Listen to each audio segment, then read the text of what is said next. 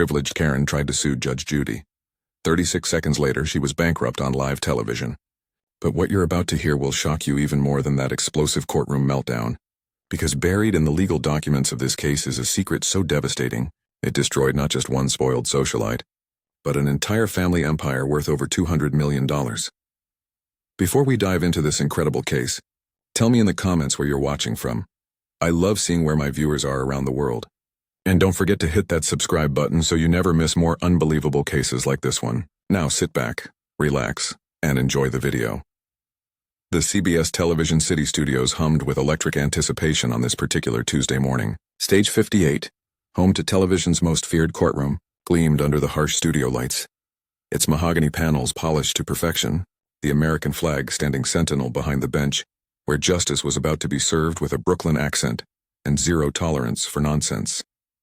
The packed gallery buzzed with nervous energy, knowing they were about to witness Judge Judy Files at her absolute finest, though none of them could have predicted they'd be front-row witnesses to the complete and utter destruction of American privilege. At the center of it all sat the woman who'd built an empire on telling entitled people exactly what they didn't want to hear.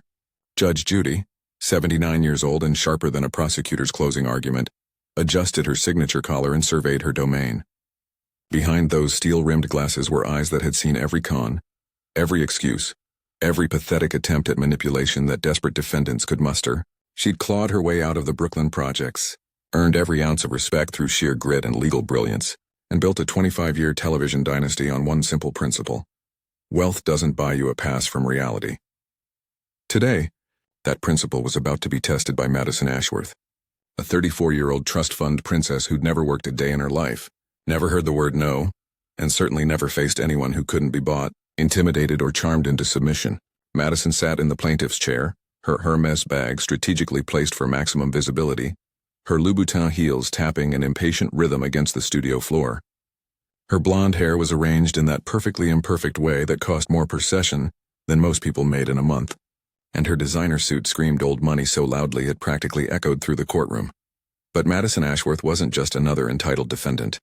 She was the daughter of Victoria Ashworth, the socialite queen of Manhattan's Upper East Side, and the granddaughter of Charles Ashworth III, whose family name adorned hospital wings and university buildings across 3 states. She'd grown up in a world where problems were solved with phone calls to the right people, where family connections opened every door, and where the concept of consequences was as foreign as poverty. She'd come to Judge Judy's courtroom with a calculated plan, one whispered about in the mahogany-paneled offices of her father's law firm, and refined over champagne lunches at the country club.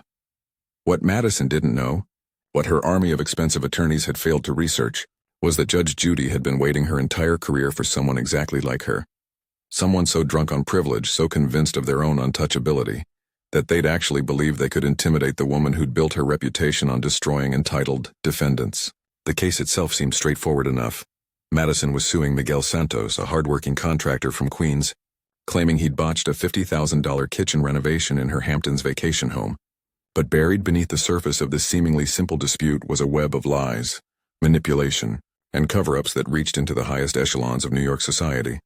The cameras rolled, broadcasting live to millions of viewers who tuned in daily for their dose of no-nonsense justice. But today they were about to witness something unprecedented. They were about to watch 36 seconds that would become the most replayed moment in daytime television history. 36 seconds that would prove once and for all that privilege without character isn't just worthless, it's dangerous. As Judge Judy's gavel hit the bench for the first time, the battle lines were drawn between old money arrogance and Brooklyn justice, between inherited privilege and earned respect, between a woman who'd never faced real consequences and the judge who specialized in delivering them. Before we see exactly how this explosive confrontation unfolds, and trust me, what happens in those 36 seconds will leave you absolutely speechless. Hit that subscribe button if you love seeing entitled people get exactly what they deserve, because what you're about to witness isn't just a courtroom victory. It's the complete annihilation of everything Madison Ashworth thought she knew about power, privilege, and the price of underestimating the wrong person. Trust me, you won't want to miss a single second of what happens next. To understand the magnitude of what was about to unfold in Judge Judy's courtroom, you need to know the real story behind Madison Ashworth, a story her family's public relations team had spent millions keeping buried. Madison wasn't just wealthy, she was generational money, the kind of obscene privilege that builds empires on other people's backs and calls it legacy.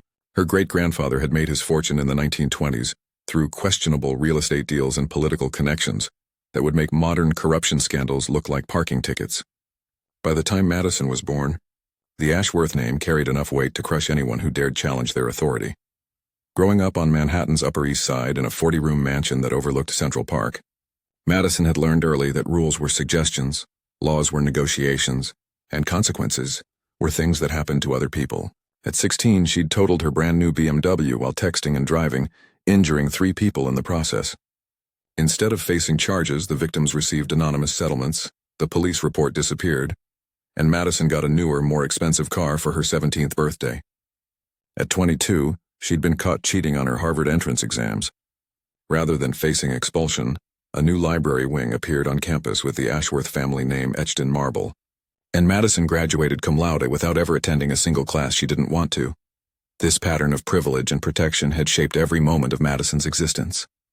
She'd never pumped her own gas, never stood in line at a grocery store, never faced a single consequence that couldn't be erased with the family checkbook. Her mother, Victoria Ashworth, had raised her daughter to believe that wealth wasn't just an advantage, it was a divine right, a natural order that separated the chosen few from the struggling masses. Victoria herself had perfected the art of weaponized privilege, sitting on charity boards not to help people, but to control them, hosting political fundraisers not from conviction, but from calculation, using her family's money like a scalpel to carve out exactly the world she wanted to live in. But Madison had taken her mother's lessons to a whole new level. She'd turned entitlement into an art form, wielding her privilege like a sledgehammer against anyone who dared to treat her like a normal person. Restaurant servers, retail workers, contractors, anyone in the service industry became her personal targets for humiliation and abuse. She'd perfected the art of the lawsuit threat, the Yelp review destruction, the social media cancellation campaign. She genuinely believed that her money made her superior, that her family name granted her immunity, and that Judge Judy Files would be just another working-class woman who could be intimidated into submission. What Madison hadn't bothered to research was the woman sitting across from her, the steel-eyed judge who'd built her entire reputation on destroying people exactly like Madison. Judith Susan Files had grown up in the Flatbush projects of Brooklyn, where privilege was a foreign concept, and survival meant earning every single thing you got. Her father, Murray Blum, was a dentist who worked 16-hour days to provide for his family, teaching young Judy that respect wasn't inherited. It was earned through blood, sweat, and refusing to back down from anyone. Her mother, Ethel, had survived the Great Depression and World War II, instilling in her daughter an unshakable moral compass and a bone-deep hatred of waste, laziness, and unearned arrogance. Judge Judy had clawed her way through law school while working multiple jobs, had fought for every promotion in the male-dominated legal system of the 1960s, and had spent 15 years as a family court judge, dealing with the worst of human behavior. She'd seen real poverty, real struggle, real consequences, and it had forged her into the most formidable force in daytime television. For 25 years she'd been the great equalizer, the woman who made millionaires sweat and reduced entitled defendants to tears with nothing but facts, logic, and an unwavering commitment to justice. The case that brought Madison to Judge Judy's courtroom seemed deceptively simple on the surface. Miguel Santos, a 53-year-old contractor from Queens, had been hired to renovate the kitchen in Madison's Hamptons vacation home. Miguel had immigrated from El Salvador 30 years earlier, had built his business one satisfied customer at a time, and had maintained a spotless reputation through decades of honest work. He'd completed the renovation exactly to specifications, had provided detailed receipts for every expense, and had delivered the project on time and under budget. But Madison had seen an opportunity. She'd refused to pay the final $25,000, claiming the work was substandard and demanding Miguel redo the entire project for free. When Miguel politely declined and requested payment for work already completed, Madison had launched into the kind of privileged rage that had defined her entire life. She'd threatened to destroy his business, to have him deported to ensure he never worked in the Hamptons again. When Miguel still refused to back down, Madison had decided to make an example of him, to show the world what happened when the help forgot their place. She'd filed her lawsuit not just for the $25,000 she owed Miguel, but for an additional $50,000 in damages, claiming emotional distress, loss of property value, and punitive damages for his alleged incompetence. She'd hired the most expensive attorneys money could buy, had prepared character witnesses from her social circle, and had walked into Judge Judy's courtroom convinced she was about to teach a poor immigrant the cost of challenging American royalty. What she didn't realize was that she'd just declared war on the wrong woman, and in exactly 36 seconds her entire world would come crashing down in the most spectacular fashion daytime television had ever witnessed. The moment Judge Judy's gavel hit the bench, the temperature in the courtroom seemed to drop 10 degrees. We're here today because Miss Ashworth believes she's entitled to $50,000 from Mr. Santos for allegedly botched kitchen work, Judge Judy began, her Brooklyn accent cutting through the studio air like a blade. Ms. Ashworth, explain to me why you think you deserve money from a man whose work you refuse to pay for. Madison straightened in her chair, her Cartier bracelet catching the studio lights as she prepared to deliver what she believed would be a devastating opening statement. But before Judge Judy could even finish her question, Madison did something that sealed her fate. She interrupted. Your Honor, I think there's been some confusion here, Madison said, her voice dripping with the kind of condescension that comes from 34 years of never being challenged. I'm Madison Ashworth. My family has been featured in Town & Country magazine 17 times. We don't get taken advantage of by... She paused, glancing dismissively at Miguel. People like him. The courtroom fell dead silent. The audience exchanged glances, sensing they'd just witnessed something unprecedented. In 25 years of television, no defendant had ever interrupted Judge Judy in the first 30 seconds, and certainly not with such breathtaking arrogance. Judge Judy's eyebrows shot up behind her glasses, but her voice remained dangerously calm. Ms. Ashworth, let me explain something to you. I don't care if your family has been featured in Toilet Paper Weekly. In my courtroom, you speak when I tell you to speak. Do you understand me? Madison's perfectly glossed lips curled into what she probably thought was a charming smile, but came across as pure smugness. Judge Sheindlin, I think you're misunderstanding the situation here. My father's law firm has handled cases for 3 Supreme Court justices. We know exactly how the legal system works, and frankly, I'm not sure this little television show has the jurisdiction to handle a case of this magnitude. The audience collectively gasped. Someone in the back row whispered, "Oh my God," and you could practically hear the collective intake of breath from millions of viewers at home.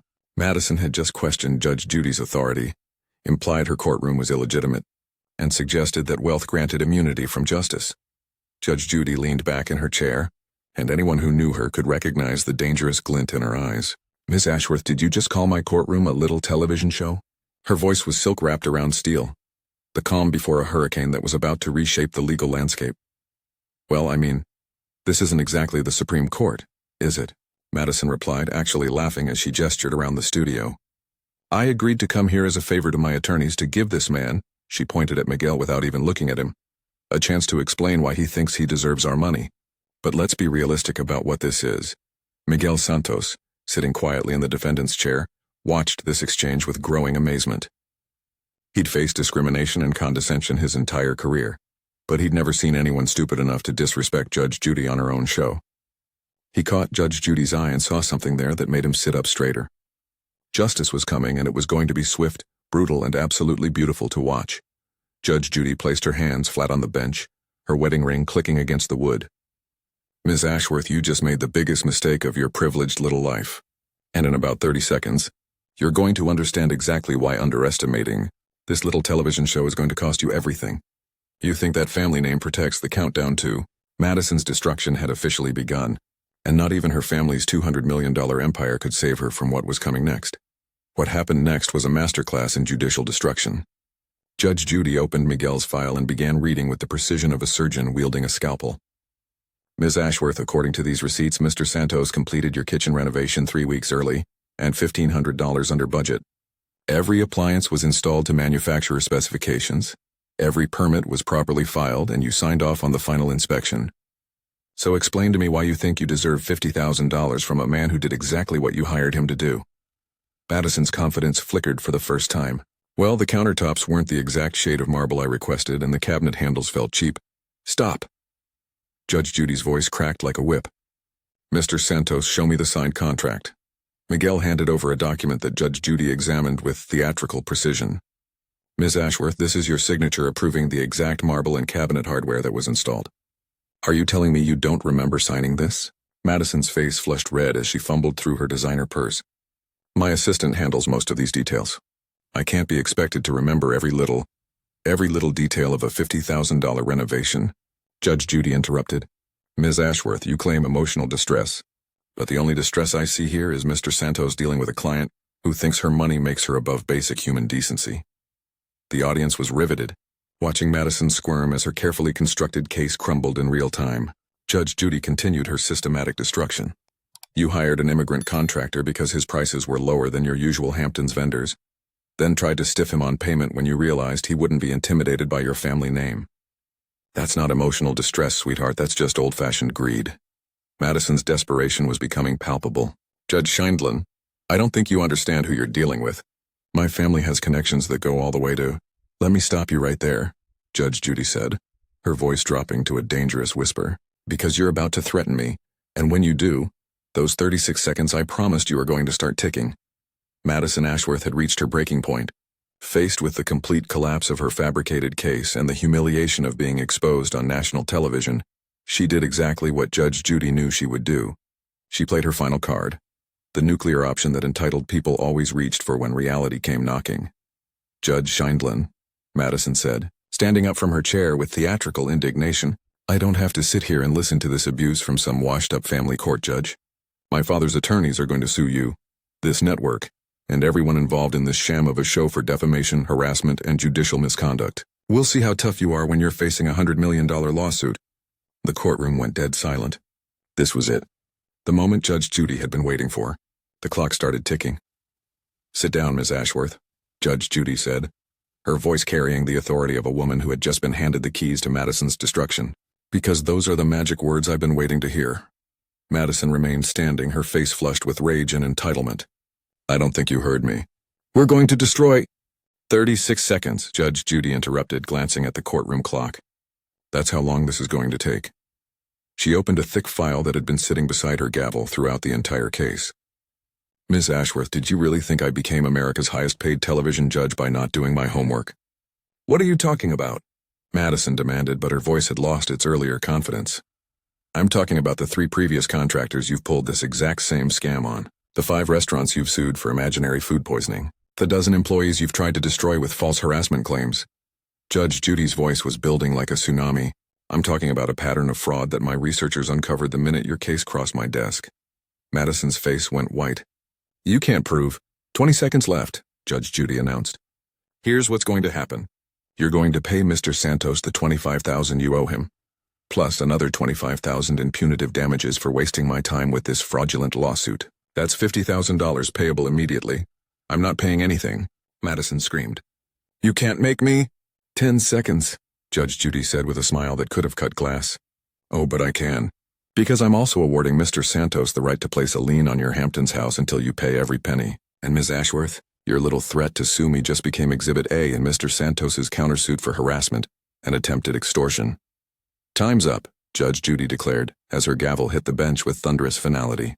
You just went from owing $25,000 to owing $50,000, and opened yourself up to federal charges.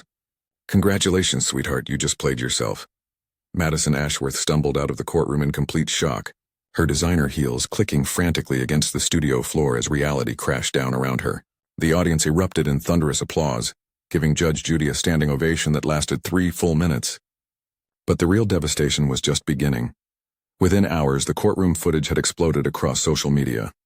The hashtag, Privileged Karen, began trending worldwide, with Madison's meltdown viewed over 50 million times in the first 24 hours. Her family's carefully crafted public image, built over 3 generations, crumbled in a single afternoon. The consequences were swift and brutal.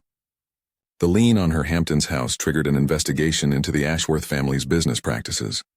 Federal investigators, armed with Judge Judy's evidence of Madison's fraud pattern, began examining decades of questionable lawsuits and settlements. The family's charitable foundation came under scrutiny, revealing millions in misappropriated funds.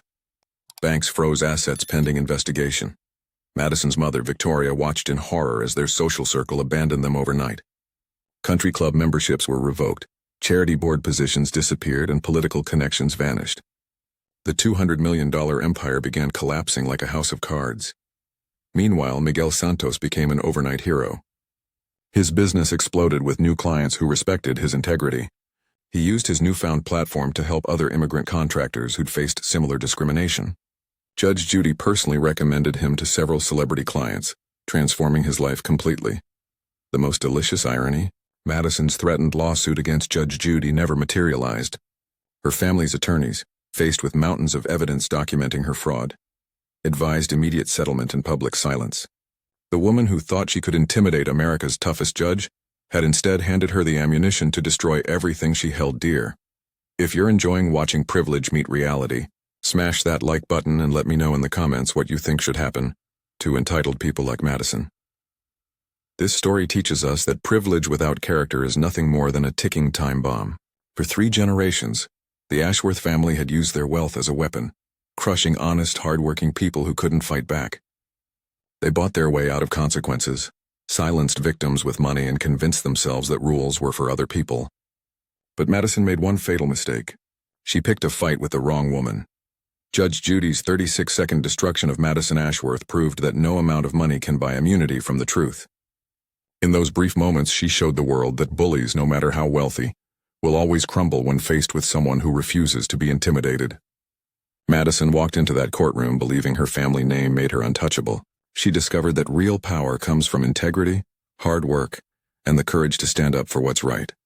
Miguel Santos represents everything that makes America great. An immigrant who built his success one satisfied customer at a time, who maintained his dignity even when facing discrimination, and who proved that honest work will always triumph over inherited arrogance. His victory was a victory for every hardworking person who's ever been looked down on by someone who confused wealth with worth. The lesson is crystal clear. Respect is earned, not inherited. Character matters more than cash, and when you mistake privilege for power, you're setting yourself up for the kind of fall that echoes through generations. Madison Ashworth learned this lesson the hardest way possible, losing not just $50,000, but her family's entire empire built on the backs of people they thought were beneath them. Ask yourself this. Are you building your life on character or just circumstances? Are you treating others with the respect they deserve? Because if this story teaches us anything, it's that the truth always comes out, and justice doesn't check bank accounts before it strikes. If this story inspired you to believe in real justice over fake privilege, subscribe for more incredible stories about karma, consequences, and people getting exactly what they deserve. Hit that notification bell because we're just getting started with these unbelievable true stories of entitled people learning that actions have consequences, no matter how much money they think protects them from reality.